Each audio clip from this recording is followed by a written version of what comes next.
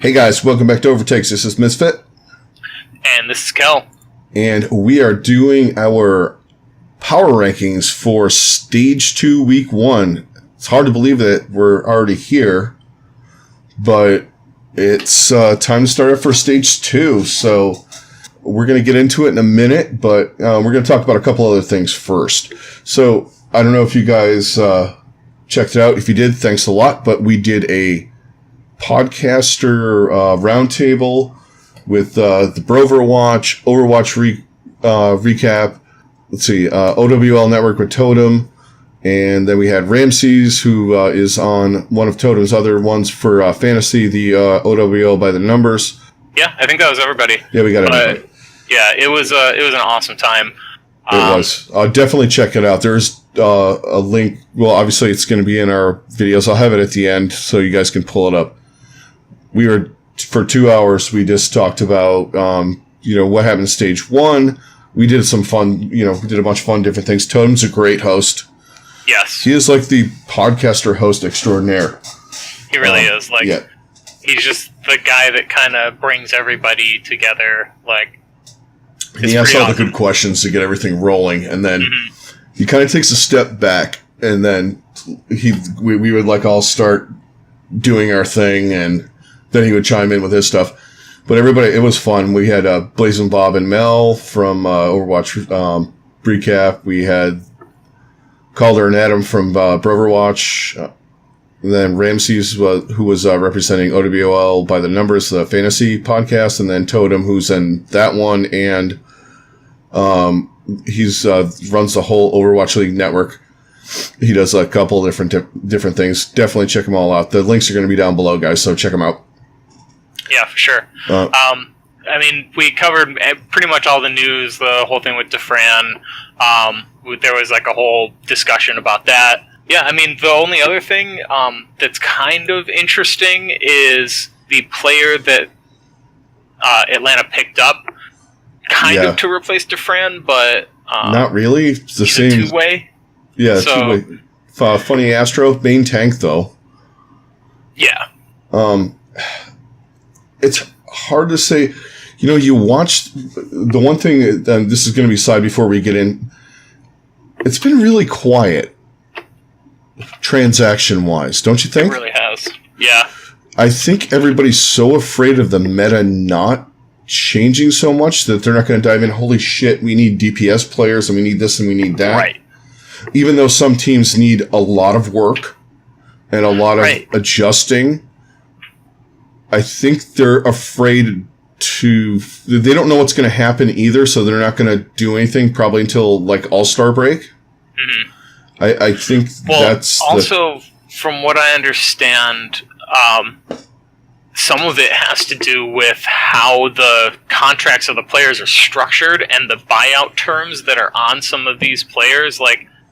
It's really making it difficult for them to maneuver in a precedented way. It's really weird contract structures that has just been esports norm, but that doesn't lend itself to a full league. And it's that was a whole nother topic that we talked about on Saturday, actually, was the lack of a players union. So that's a really important part of it, because they help structure the contracts. So it just helps when those things are done in such a way that a buyout is actually a little easier. It makes it fair to the players. It does. More fair to the players. Right, because you're going to have guys that are going to sit and not be able to play. And some guys, if we look at the last meta, literally 90% of the stars from Stage 1 were sitting on the bench. Right. You had... Or they were in Brigida jail. Or Zarya jail. Mm-hmm. And then you had guys you didn't even see, Pine and Sabiobi and Surefour and even Architect and guys like that. You didn't see them that really popped off last year. Exactly. But that was meta-dependent more than anything else.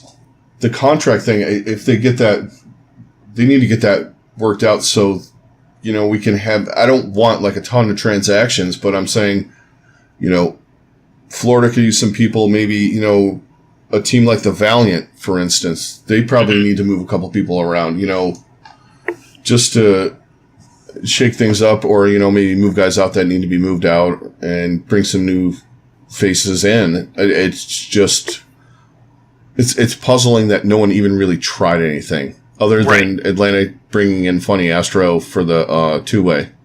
Right, and that was more because they lost a main player. And, Funny Astro is one of those guys that can really play anything. His biggest claim to fame is that he has 5 Lucio accounts, and they're all top 6, which is insane. So he's basically Joan-acking with Lucio. Right. And I said he was the main tank. I meant he's mainly a Lucio player. But I feel like, I wonder if that's why they signed them, because he is that talented. If they can translate that to DPS, and I think that's why they put him on the two-way contract, just to be sure until he's ready. Yeah, basically. Work him on both sides, like in the contenders, get him in doing different things, and then trying him out in the main stage a couple times, and then seeing where their options lie. Right. Especially if they don't find an answer between Erster and Lair. Yeah, because they're probably going to need somebody else at some point. Right. They at least need a backup. I mean, that was really the only thing that happened. I mean, yeah, it really is. I mean, if we're wrong, guys, tell us down below. But I didn't really see anything. Obviously, today nothing happened. Oh God. Yeah. Toronto signed a inflatable duck. The worst day to internet. And they're not even I really want somebody 1 year on April Fool's Day to do something real. Yes. And then nobody not believe them and go, no, we're not joking. This really happened. Yeah. I feel like there was... Well, Odell Beckham showed up in Cleveland today. That wasn't a joke. That was just for Giants fans. They were they want to believe that it was. It's good. God. It's Good Friday for them. I almost feel bad dumping on them, but they're also New York fans, so I have zero sympathy for them. Yeah. So, people in Cleveland against New York, I understand. Mostly from your team is really the only one that actually spoils them. It was anyway, so let's get back into Overwatch League. Yes. Okay. So let's start with our power rankings. All right. Let's preface it with we have no idea what's going to happen. Right. That was the major conclusion we came to on Saturday night. Is that it's really still up in the air as to what the next meta is going to be. It still could be goats, but it could be everything. Everything. I think that's what it is, and that's why I have some teams higher than they are, higher than they were. And I have some teams where I'm reluctant to put them up higher than I did.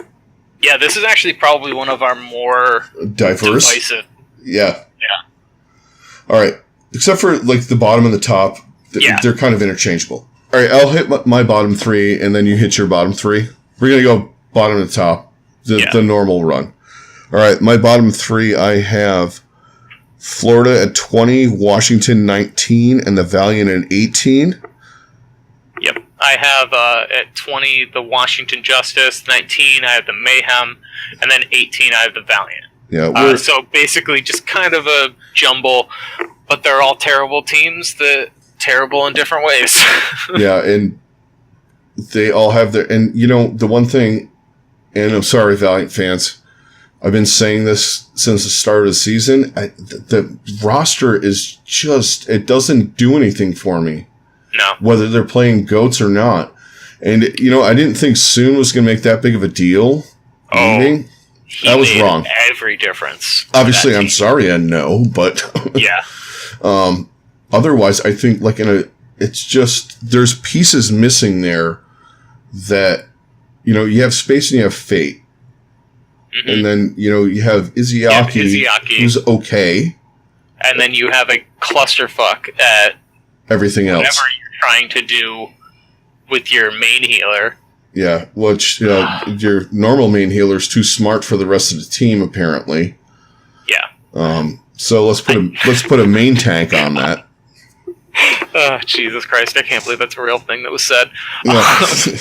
Yeah. Anyway, but like, I mean, I do think the Valiant are going to win one game. But they have a they do play the Mayhem schedule. and the Justice in the stage, so yeah, they could. So I think they'll too. win a game. And Florida and Washington are just train wrecks. I mean, Ark's going to help. Yeah. I mean, we'll see. But it's not going to be. I think they win a game again. Yeah, I think Florida goes 0-7, unless it turns into some kind of double sniper meta. Then they go 2-5. I can see that. They have no leadership. None. And they lost the only leader they had was Swoosh. Yeah. As far as coaching and stuff like that goes, obviously Swoosh was kind of coaching that team to an extent. Mm-hmm. I like Bare Hands. I think he's kind of starting to do some stuff with them. Like as far as roster goes, he really needs to evaluate what they're doing coaching wise. Because I don't see any cohesion. It's mostly a Korean roster too. Mm-hmm. It's not like you're going to... If you're having massive communication issues, when you're running one Western player with 5 Koreans, you can't blame it on language. Right. Especially when Tavik kind of knows Korean. Right. I mean, at this point, I mean... I don't know. Anyway, enough talk about them. Let's hit the next 3. All right, I have Houston, Paris, and then Chengdu for 17, 16, and 15. So I'm close with that. I have Houston at 17 because neither of us still believe in Houston. That's just... Yeah, it's just the way it is.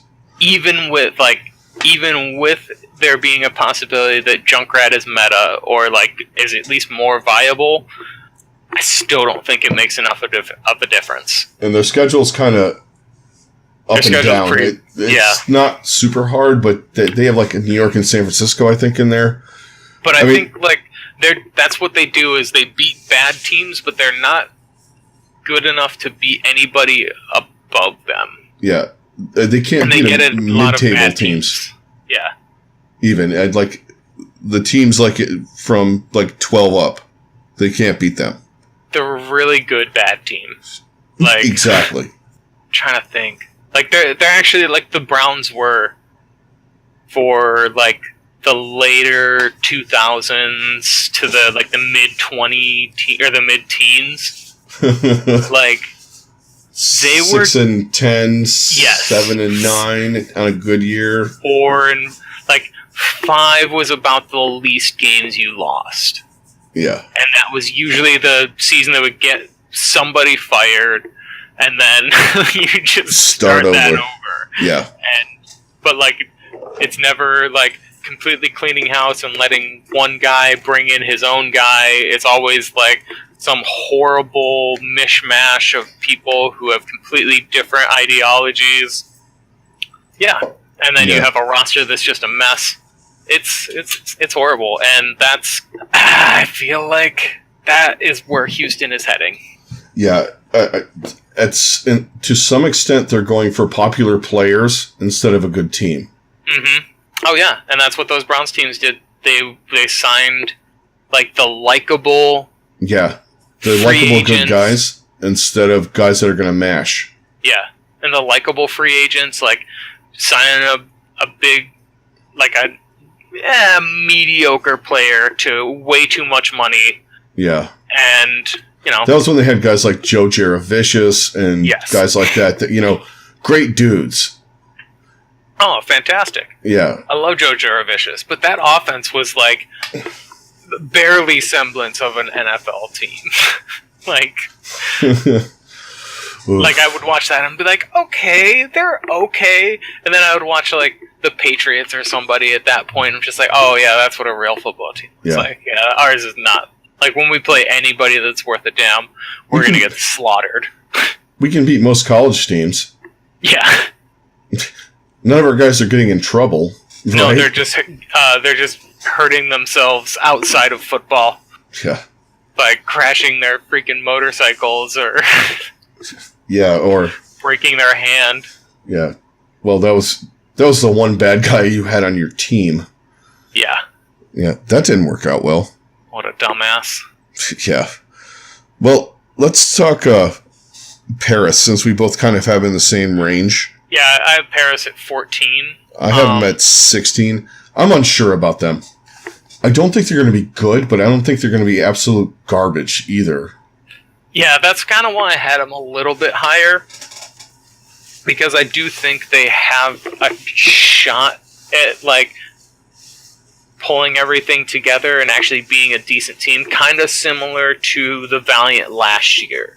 But because there's more teams, they're not going to be as impactful. Right. They'll make a late run, that kind of thing. That's kind of what I see from this team, because, like, I think Soon could pop off. I think they still got a really solid tank line that might play better when they're playing as different tanks. And they haven't even played LH Cloudy yet. Right. Which, from everything I've gathered from, watching people and listening to people, he's better than Ben Best, from what a lot of people say. Like, consistently, like a consistency model. I mean, that's a real possibility. I do think that they have a shot to move up quickly. Yeah, they could. And, the one thing that worries me is, like, Shadowburn. He's kind of at this point. Yeah. But he's been playing Zarya, and you can't, like, say, well, I don't know, he's terrible, but if he gets on the things that he gets on... Is he going to be able to be the Pharah that he was, and make that kind of impact? Because, like, if there's going to be any semblance of Tracer, I mean, maybe he gets some play as Genji, if that becomes a thing, but I feel like him and Soon could anything, be lethal. it might be, They could be. They could be. They've got the chance. They've got the shot. Like, I mean, they could also get lucky and get the double sniper meta. I think that would benefit a lot from that. Yeah. Because then you'd have Soon on Widowmaker, and I'm sure Shadowburn is a really good Hanzo. I would be shocked if he's not. Yeah. I think I kind of remember him playing a couple of times, like on King's Row. Mm-hmm. Once in a while, when they would run the double sniper on that. I'm pretty sure he's good at projectile. I'm sure he's decent enough. Right. On Hanzo. Yeah, they're just weird. I don't know where to put them. I don't know what to think about them. Again, but I'm leaning more towards the possibility of it not being that good. Yeah, and we both have the Dragons in the same range, too. I had Shanghai at 15. Did you have them at 13? I had them at 14. 14, okay. Yeah, I mean... This team is... I mean, they have they're an easier obviously schedule better than this they time were. around. Yeah. So, they're better than they were last year, obviously. I don't see... I think they're one of the weakest Chinese teams still. Yeah. There's things on that team that I don't... I mean, maybe it'll come together a little bit with cohesion, but it's just like, playing together and all that with the communications... kind of issues, but it's just like there's things like I know their DPS are good. That's for sure. Luffy's Absolutely. Good. I worry about their tanks are kind of okay. Gamsu is good, but I think their off tank situation is it's not great. Because Geguri's decent. She's not great. Yeah. And she's and it's hard to tell because we really haven't seen too much. Yeah, she hasn't really played a whole lot. It's more she's the backup. I mean, at this point. Guardian, yeah. I mean, the fact that we couldn't pick that up, that's probably not a good sign. I mean, he's been okay. They have a solid DPS line. I do think they have the possibility of benefiting a lot from DPS being in the meta. Yeah, even a 2-2-2. Dia, Ding, or Youngjin, like they have a lot of really good DPS. Diem and Ding and Dia, Youngjin's good. I mean, yeah, like you said, they could benefit for something like that. Even if they do a 2-2-2, I think they'll be okay. The off tank is suspect. I mean, Guardian is it's so hard to say anything with the team. It's like they're way better than they were last year, but they're still not great. Yeah, exactly. People putting them in the top 10 are out of their mind. Yeah, I agree. I think Gamsu can help, though, once they get some more synergy with him. I think that was one of the better pickups that any team made last stage. I mean, they did it out of, necessity, but yeah, they're weird. I have the Hunters lower than you do. Yeah. I have the Hunters up pretty high. Yeah. You are not high on them. I do think that they are going to be like, I think they keep doing what they've been doing and just like kind of making that work, because I think it's gonna be at least slightly more enabled so they can play it a little more, because I think the biggest difference is going to be the Wrecking Ball changes. Yeah, those are pretty sick, because I've been playing them, and it's really easy to pick up your armor. Right. Or the shields. Because and obviously Ameng is, fantastic. Right, and I think they've got some really solid DPS that they can actually look pretty decent and probably get into one of those 4 and 3 spots. These teams are all they're all going to be like in the same record range for the stage. Like most of these teams are going to be either 3 and 4 or 4 and 3. Right. I mean, we're not going to have a ton of. That was the one thing with the 10 games. Yeah. You had more of a gap. For sure. Between teams, but I understand why they're not playing 10 games, because that was kind of brutal for those guys. It really was. Okay, so where are we at? I've lost track. So we did 17, 16, and 15. Okay. At 16, I had the Hangzhou Spark, who we have not talked about yet. I think 12. Of all of the other Chinese teams beside... Actually, I do have them ranked lower than the Shanghai. So... There's more issues with that team than I think they're actually saying. Mm-hmm. Because that's what worries me. And I think that there's like a really large disconnect going on in there, and it's just... I don't know. I get a bad vibe from this team right now. Yeah, I get a bad vibe of pressure that everybody put on them, saying how great they were in scrims, and then you have all these commentators and everybody saying, oh, they're going to do this, they're going to be in the top 5, you watch at the end of the year and all this crap. And then you throw in the fact that everybody's buying their jerseys and everybody's rooting for them because of their colors and their logos and their branding. Mm-hmm. And I think these guys got a lot of pressure thrown onto them for a team that was not together. Like Vancouver had pressure thrown on them, but they were already together. Right. They're used to that. Yeah. They've all been playing together, whereas like this team is a big mishmash of players, and I do think eventually they're going to get better. They show signs. Right now, I think they're going to be towards the bottom because they're going to have a few really rough games. Yeah. Until like everything kind of settles down meta-wise, and they can kind of figure out who they are. While also, exactly. Figure out who they are. Like they're going to be bad until that happens, and then they're going to be really good. Because they have good players on that team. Ria's a great off tank. Mm-hmm. Gonsby is really good, a really good DPS player. You have Gushui and you have No Smite, who are above average tanks. No Smite not so much in this meta, but he's a good tank anyway. And then you have some other components on this team that are going to be really good. It's just right now they're not meshing at all, especially if we stay in the GOATS meta.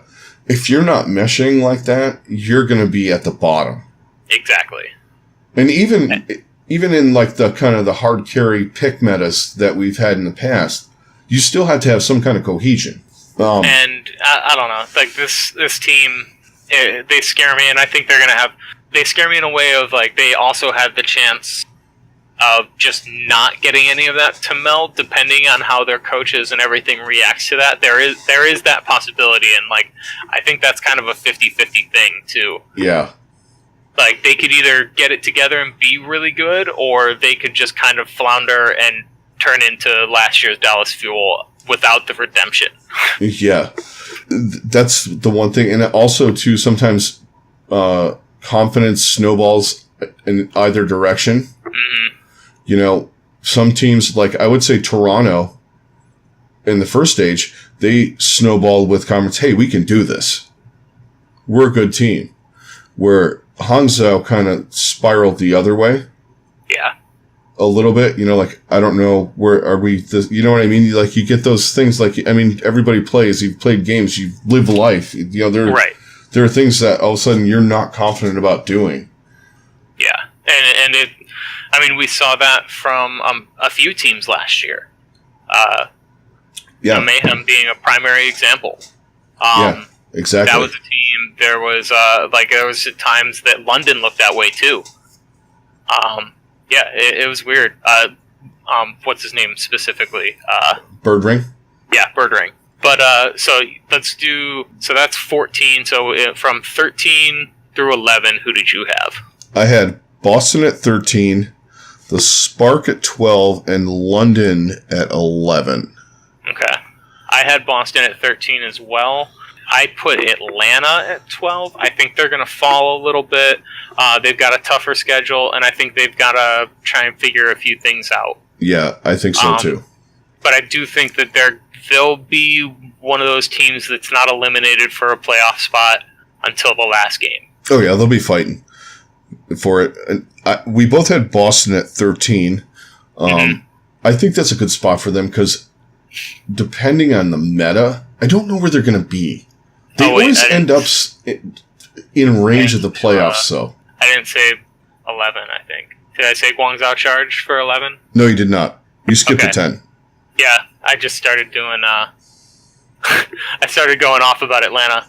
Yeah. Oh, yeah. So, and then at 11, I had the Guangzhou Charge. Yeah, I had them a few spots higher. Yeah. But Boston... God, this team, I think they're going to really suffer. Yeah, it depends on where it goes. Mm-hmm. If they get a 2-2-2, they can be comfortable. You know, if you run like a dive or you run something along those lines, I think they'll be okay.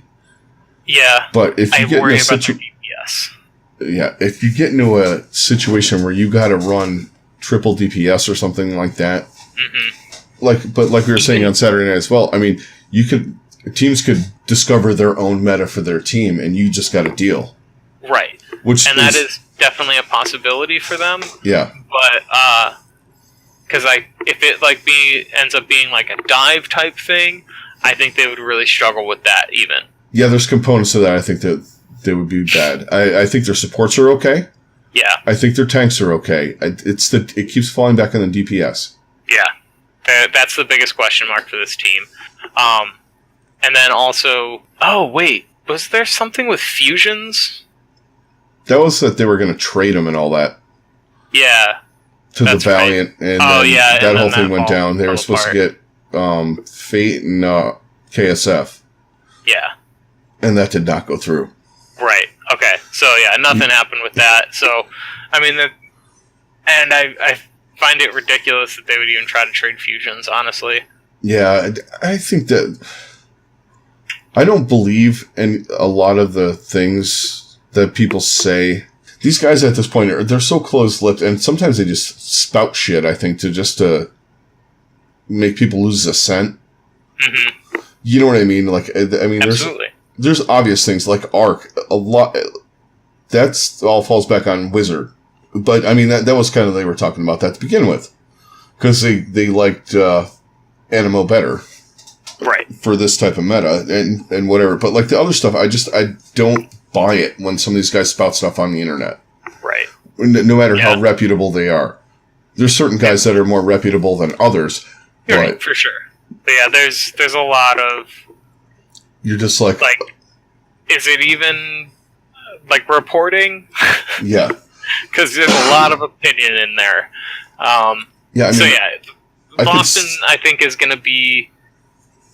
I think they're going to struggle to adapt like they usually do immediately. Like, eventually they'll figure it out, but in this stage, I think they're going to struggle because there's so much changing, and that's always been the problem with this team is, like, anytime things change from whatever the current meta is, they struggle to adapt to that. Yeah. Like, it takes them a few weeks, but then they figure it out, it clicks, and they look amazing again. Yeah. And I think that's kind of what's going to happen, but it's going to be too little too late for this stage. Yeah, I think you're kind of right with that. Okay, so this is where we start getting, like, 12 through about 8, we're like we got all kinds of crazy shit going on between me and you. So I had the Spark. We talked about them. Yeah. 12, I had Atlanta. Yeah. I have Atlanta at 10. Okay. So we're kind of on the same feeling with Atlanta. Yeah. I don't think they're a bad team. No. I think they need to kind of figure out where they're at. They have a lot of good components. I don't know how they play anything else other than GOATs. Or Torb. That's the biggest question mark with this team is, like, even though they mostly, like, with Defran, like, they made some changes here and there, they mostly played GOATs. Yeah. So, like, it's difficult to tell how they're going to change, minus, like, that defense on Anubis in the playoffs, which actually kind of gives me a little bit of hope that I think they're going to be okay. But I think it's going to take them an adjustment period, and then they've also got a pretty difficult schedule. Yeah, they do. And that's the one thing that is a little concerning is the schedule for me. Yeah. You know, when you're trying to figure shit out, like with the meta, you don't want to have to play the top 4 teams in the league. Exactly. But I do think, like, guys like Massa are going to be fine. You know, Erster will be good. You know, there's guys that are going to be good on this team, and they're not going to have to worry, but it's just, there's some components that you're like, I don't know what's going to happen. Like, Dogman runs a pretty decent Ana, but I don't know how he is on other flex. I mean, he's okay at Zen. He gets caught out of position a lot, you know, or he overextends or things like that. He's good enough. Kodak is passive, and I don't think that's the way they like to play. No. He's a very good Zen, but I don't think his play style fits what they want to do. No, they want to be up in your shit. Mm-hmm. And he's not one of those overly aggressive Zens. Yeah, he's a hang back and similar to, like, support rather than frag. I would say similar to, like, a Rouge Hung type of player. Yeah. Not on the same level, but you know, like that style. Yeah, where I'm totally with you on that. Yeah, he's good. He knows he isn't going to try and take over a game. Like, he's not going to do Jonax shit. Right. And really, Jonax the only one that does it on the complete, complete level doing that. Because other guys can frag, but they can't do anything else. Right. Including using their ult. Oh, God. So many bad Zen ults. Yeah. All right, guys. So that's going to do it for our first power rankings of Stage 2. Expect them to change, I'm sure, depending on the meta and whatever the fuck else happens with it. But we will come at you later on in the week with... All right, so what we'll do this week, we'll be, doing our pick. I'll be doing the picks where I just kind of rapid fire through all of our picks for you guys. And then, of course, Sunday night, we're going to have our back cap on Twitch, where we go over all the weekend's events, any news that happens and all that stuff, and talk to you guys about, the matches. And, you guys are more than welcome to come in. It'll be probably around 10:30 Eastern, which is what we've been shooting for and we've been kind of going at Sunday nights. Of course, thank all of you guys for all of your support, all of the views you guys give us on YouTube, and all the listens you guys give us on various podcast channels like iTunes, Spotify, SoundCloud, wherever you pick up the podcast version of this. We thank you a lot. And don't forget to hit our Patreon page if you want to support us. It's down below in the links. Anything you guys do would be great. We have a couple different tiers. We're going to start putting up some stuff once we get rolling. We started it kind of in the in-between. Once we get rolling, there's going to be some exclusive to that content from, me by myself, Kel by himself, us together, outtakes, even just articles that we kind of come together with like ideas and stuff like that. Who knows what else is down the road. But you guys, if you sign up and subscribe to that, you'll be privy to some of that stuff when other people are not going to be. But other than that, thank you guys, and we will catch you later on in the week with picks. Enjoy the matches, and we will talk to you later. Catch you guys in the next one. Later.